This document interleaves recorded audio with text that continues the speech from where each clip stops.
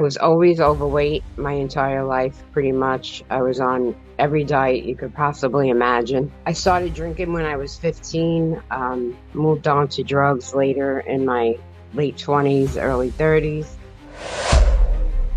Welcome, everyone, to the Next Health Podcast. My name is Eric Johnson, and I'm here to help you make those little changes that'll make a big impact in your life. And today, we have a super brave and inspiring guest joining us. As you heard on the preview, she's going to share her deeply personal journey through sacrifice and life challenges. This includes her battle with weight from a young age and her long road to sobriety. This conversation is about more than just numbers on a scale or years of being clean. It's about the profound connection between our past, our environment, and the decisions that we make about our health. She's going to walk us through all her epiphany moments, the strategies that she found that truly worked for her, and how she built a life of sustained health and happiness. Get ready for a powerful and transparent discussion that might just resonate with your own journey. Let's dive in. So, the first question I'd like to ask you, um, I know I didn't have this on our interview questions, but I just really would like to know just a little bit more about you and who you are. Um, so I grew up in New York. I was born in Brooklyn, raised in Staten Island, pretty much middle class family. I was always overweight my entire life, pretty much. I was on every diet you could possibly imagine. Um, and you want you want information about my addiction too, right? Sure, if you're willing to share, that would be Yeah. great. I'm an open book. Um, I started drinking when I was 15, moved on to drugs later in my late 20s, early 30s. Like I said, my weight was always an issue, but I felt like as long as I, did my hair and had makeup on and had my nails done, like even though I was overweight, like it wouldn't matter, which of course that was crazy. But I went to school to be a hairdresser, and then later in life I started working for the New York City Board of Education, and then I left the board and got a job privately at an auto repair shop. And throughout my addiction, um, I did a lot of things I'm not proud of, um, as far as any addict does, but that's basically the gist of me to now. I super appreciate you for sharing. Oftentimes, we see our environment has a huge impact on the things we do and the decisions that we make. So I super appreciate that you were sharing that. I myself, I'm from Arkansas. So if you know anything about people in Arkansas, they eat everything that flies, swims, runs, just about everything. And uh, those things are presented to the kids and people as a delicacy, and really, it's just hurting the people. So it's always interesting to hear someone's outlook away from you in a different part of the world. So I really appreciate you sharing that. Well, as far as food goes, I mean, my family, my mother and father were always on me and my sister about our weight. I was not enabled to eat, so I was, a secret eater, I guess you would call it. I would sneak snacks, or, once I was able to drive, I would go through a drive-through and eat in the car. So, my parents were always trying to get us to lose weight, and I always did whatever they asked of me because, of course, I was young back then. I did everything from OptiFast, um, to Weight Watchers to uh, a nutritionist, to just any diet you can imagine. I tried, and nothing, not that nothing would ever work. I just didn't really want it back then. And as far as my drinking, I would drink and I would become a different person. So I didn't really, um, I was very promiscuous in my 20s because of my alcohol. Um, it turned me into a different person, and I was a blackout drinker. So I would wake up and not know what I did the night before a lot of times. And a lot of it involved, sexual encounters, and one thing just snowballed into the other, basically. And I just want you to know that's huge, huge, huge, huge that you are being transparent in your reflection and sharing because I feel like it's all connected. Yes, You know, who as a child, as a young person, what do you know until you figure it out? How do right. you figure out that it's wrong or not good for you until you go through it? So I'm curious to know what was your aha moment when you figured out this is it. This is where I'm going to make a change. This is when I'm really going for it. So my weight loss journey started in 97. One of my best friends got engaged and she asked me to be in her wedding. I was 317 pounds back then. And something just clicked in my head. I realized I didn't want to be in a wedding looking the way I looked. So me and one of my friends joined Weight Watchers, and she got married in October of 99. And by the time she got married, I had about 110 pounds off. And I really like thought who the hell I was. You know what I mean? Like I thought I looked great. Wow. Um, I became even more outgoing.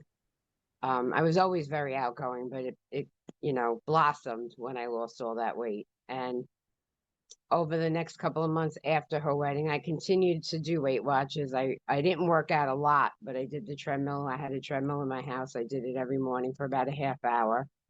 And, you know, I don't know how to say it, but like slowly things began to become normal again. Like I started eating without watching what I would eat, and I started putting some of the weight back on. Um, and then I discovered Stacker Twos. They were sold over the counter, and that would help me like not eat. And it would, I bounced around with, you know, I would say about 40 pounds here and there, on, off, on, off. And then just around the year I turned 30, which was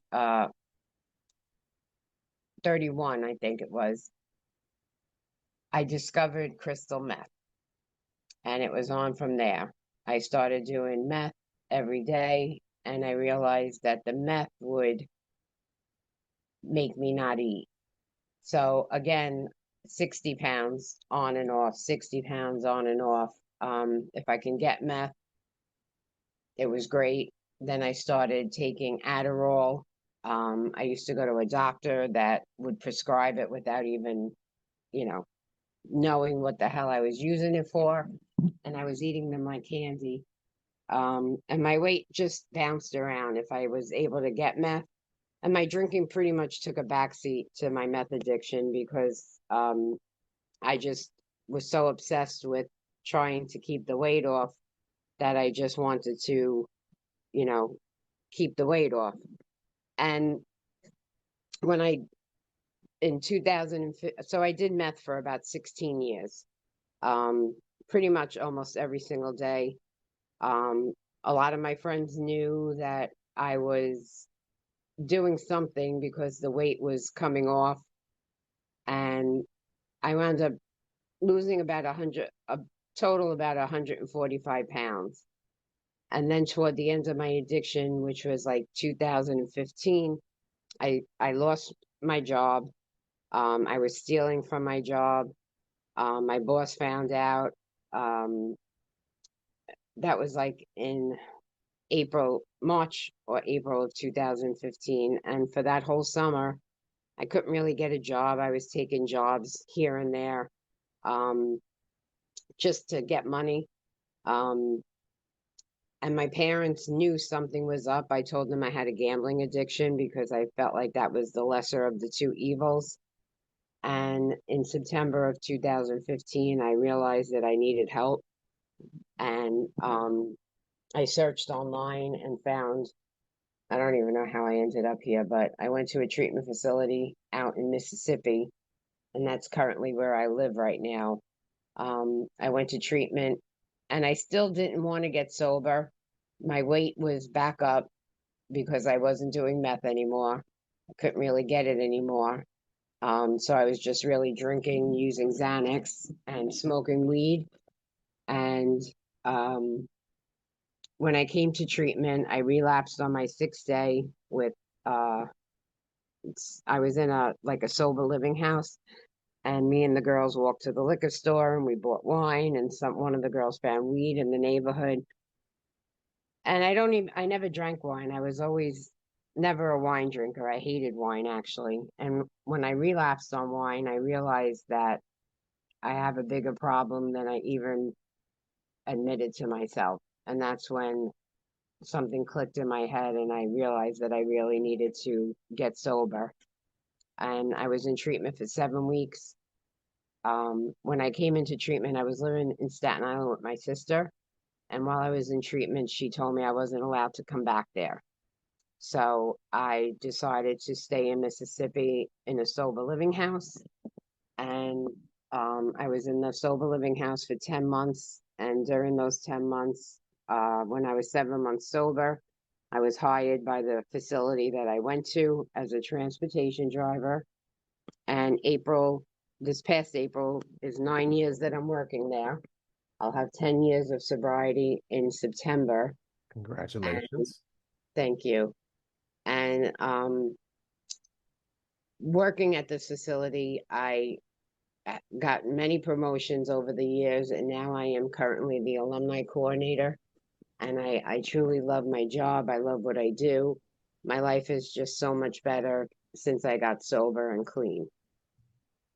I love to hear that. Um, Sorry to hear about the journey to this point. No, sorry. It's part of my story. There we go. There we go. So I'm curious because this is my whole deal with our world is, again, what you don't know. Do you think life would have been different? Say you had resources or you actually knew how to attack this health situation. You had the proper structure as far as exercise and you knew about meal planning and eating right. Do you think life would be different?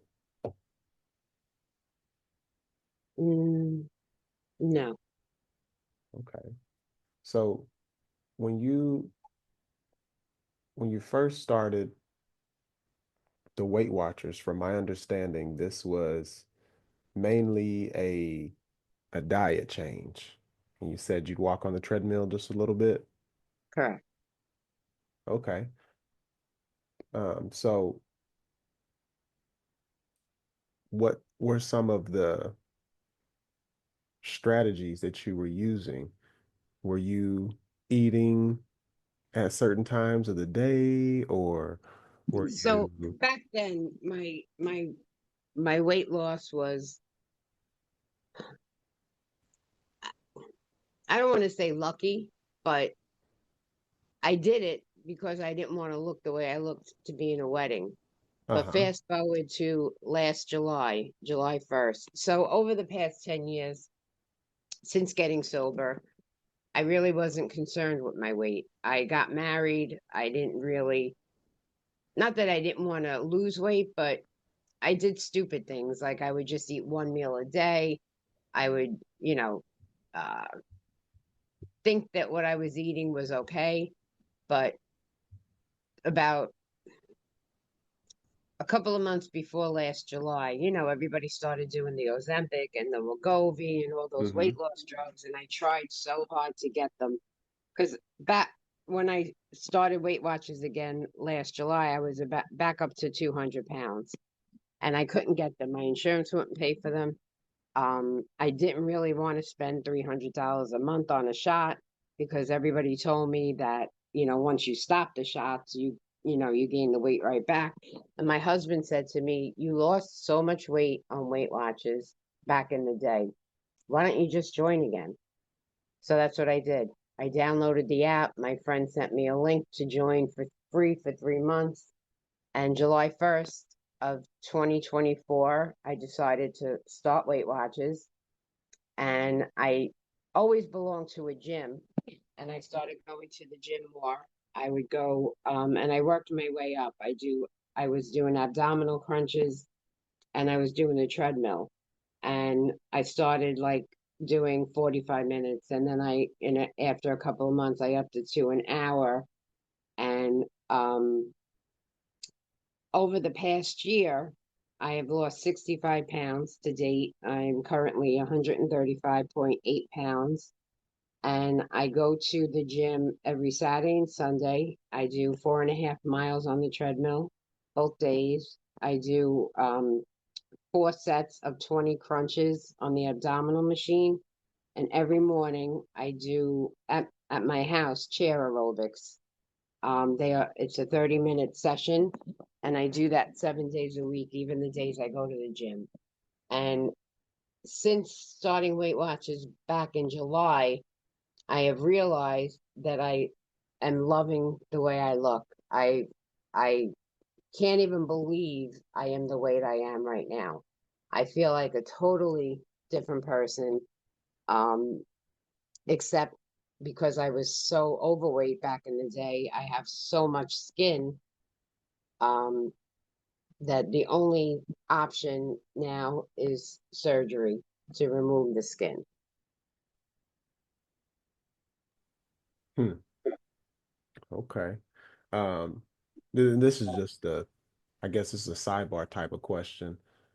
So as far as your journey, you said the only option for your skin removal is you would like to get it surgically removed so you Correct. can basically complete your transformation.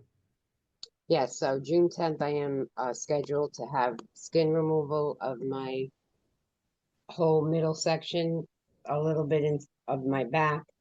The doctor I'm going to will not do any other surgeries at the same time. He said I probably need a total of about 6 different surgeries, um, including my thighs, my arms. If I want to do my breasts, that's like the last thing I would even do because my arms have always been huge, and I won't wear anything that doesn't cover my arms. Even when I got married, I had a dress that was off the shoulders, and I had them put something attached to the dress to cover my arms. I've always been very conscious of my arms, and my legs were always my best attribute. For some reason, my calves are very muscular. Um, but now my skin is hanging so bad that I love to wear skirts, and I can't really wear them right now because my skin is so bad on my thighs that you can see it a little bit if I wear a skirt. Okay, well, I am wishing for that to come sooner rather than later for you. Yes, ma'am, sooner than later. Um, there was something you said. You said in your journey that once you pretty much took the mental pressure off losing the weight, it came easier. Is that a right Yeah. inference for me? So Once what I would stopped like trying to like scheme, I guess the word would be scheme almost weight loss, like a like trying to just eat one meal a day, or I'll do uh, this, and like trying to figure out how I could lose weight fast. I decided to go back to my go-to, which was Weight Watchers, and lose weight the right way. there we go. See, I really appreciate that. And I know other people appreciate that too, because just like money, there isn't really a get rich quick scheme. I mean, there are, There's no quick but they fixes. they'll fall through. They'll fall through, and it's like playing the lottery. Um, you can win that 10,000, but you could easily work for it. It'll just take a little bit longer, but be more worth it. Right. Way There's more there's worth it. there's definitely no quick fix. I mean, like, hold on, I just dropped. In this day and age, I'm sure you know as well as I do, half the world is on those weight loss drugs. And I have a very dear friend that's on them for probably about 2 years now.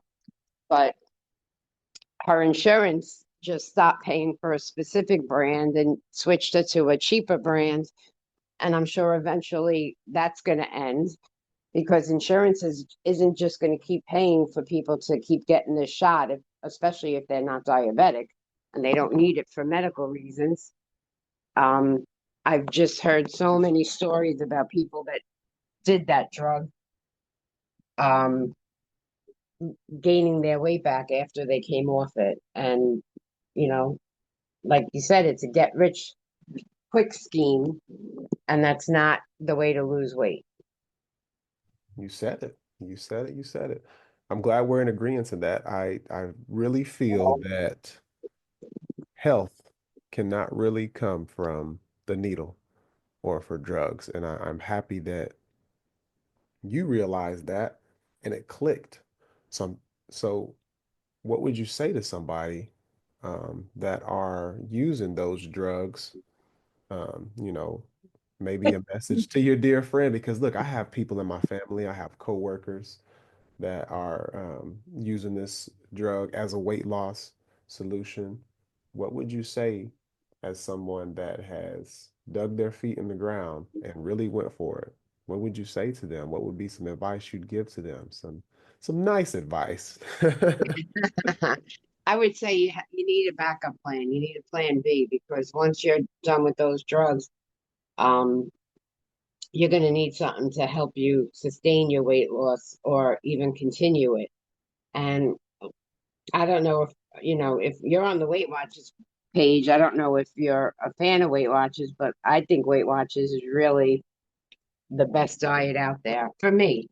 Um, I would recommend Weight Watchers to anybody who needs to lose weight. And it's not going to be, you're not going to lose all your weight as fast as you might want it, but you're doing it the right way and the healthy way. I mean, back when I lost all the weight the first time and then I started back on, started using drugs, I wasn't healthy. I was thinner, but I definitely wasn't healthy. Now I feel like my, besides my cigarette smoking, which I'm really trying hard to stop because I can't smoke for the surgery. Um, I feel like I'm at my healthiest I've ever been, and I'm 56 years old right now. I don't think age matters. I think when it's the right time for you to get healthy and live a healthy lifestyle, it's going to happen. And now I look at what I'm eating. I buy things that have a lot of protein in them.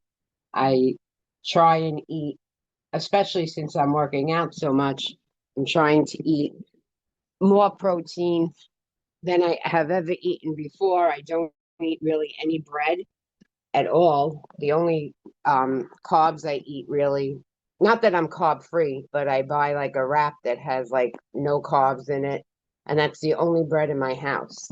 Um, I don't I don't really eat pasta, and it's not because I don't like it. It's just I found other things to eat instead that are very satisfying. And even my husband looks sometimes because I measure my food.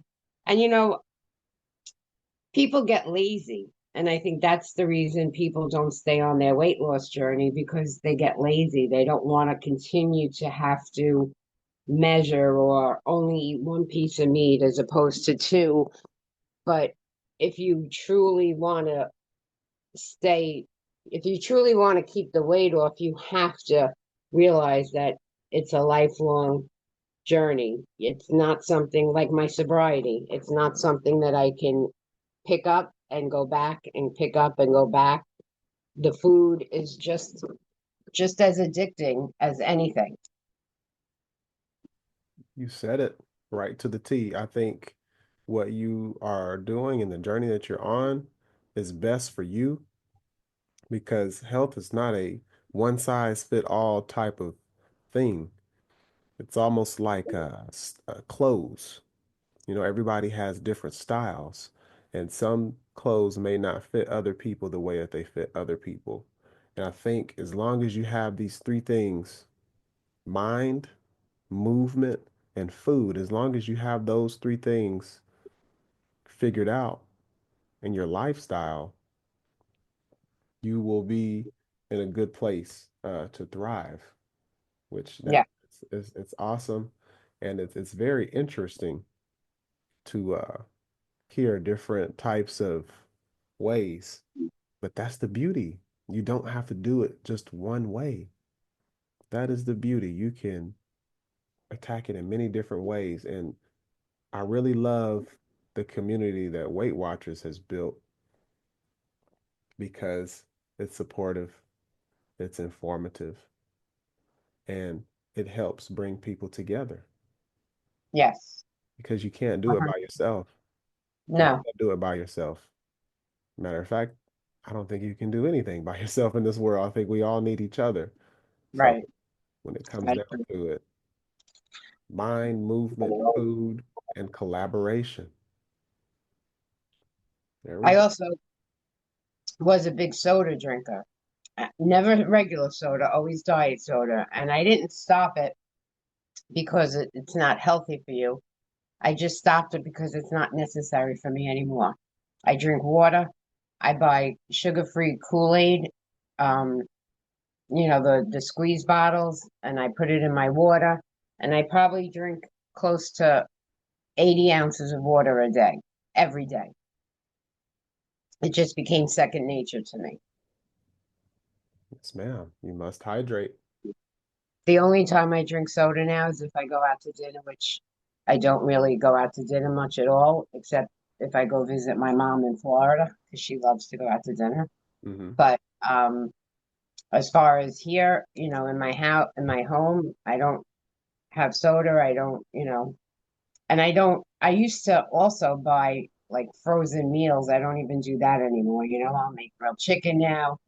And I still can have regular food. I just have to make sure it's within my points. I can have anything. I can have a piece of chocolate if I want, as long as it's within my points. You still need, I feel like you still need, if you want a piece of chocolate, mind over matter. Your mind is a very, very powerful instrument. And if you want that piece of chocolate and it's in your mind, I know how my mind works, and it's always going to keep thinking about it and thinking about it and thinking about it until I actually have it. So if I get like that, I let myself have it and I just allow my points for it. There we go. And so this is what I, and this is not, this is what I encourage us all to do. Um, Again, food should be, it should be great. It should be wonderful. You should enjoy it. Um, I would say search for healthy alternatives.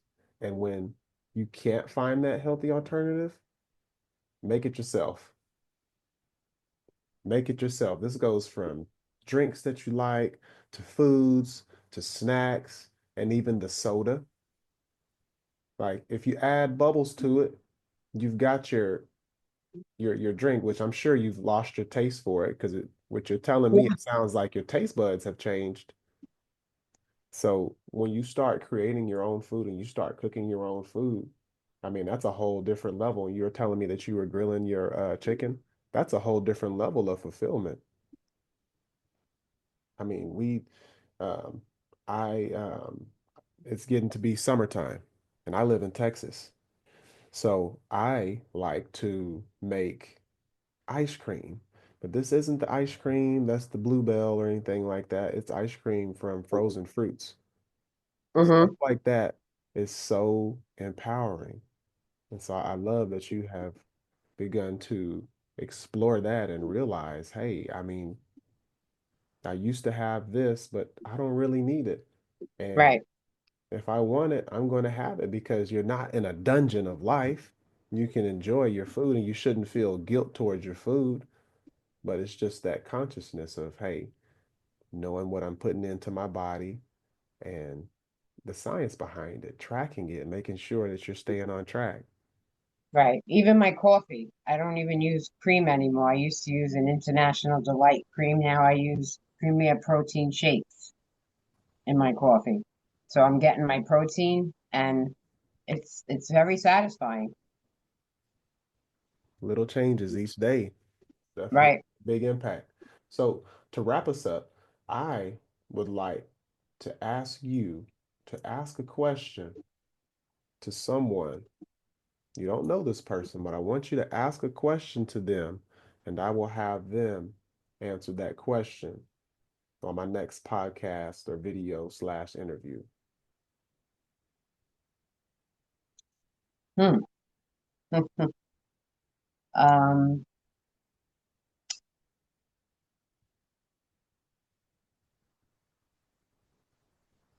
what have you done for yourself today that makes you feel special?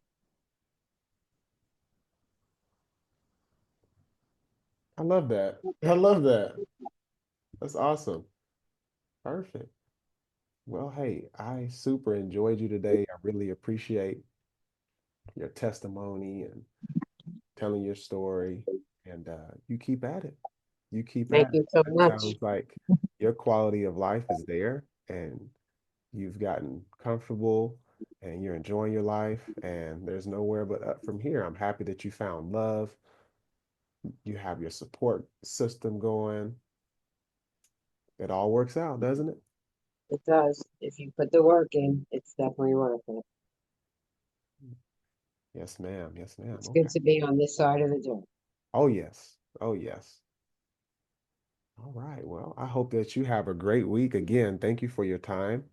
And You too. I will make sure to get this to you. I would love to, it'll take some time, but I'd love to go back and turn this into an article for people to read that don't have the time to listen. But this is going to be very empowering, and I appreciate you so much.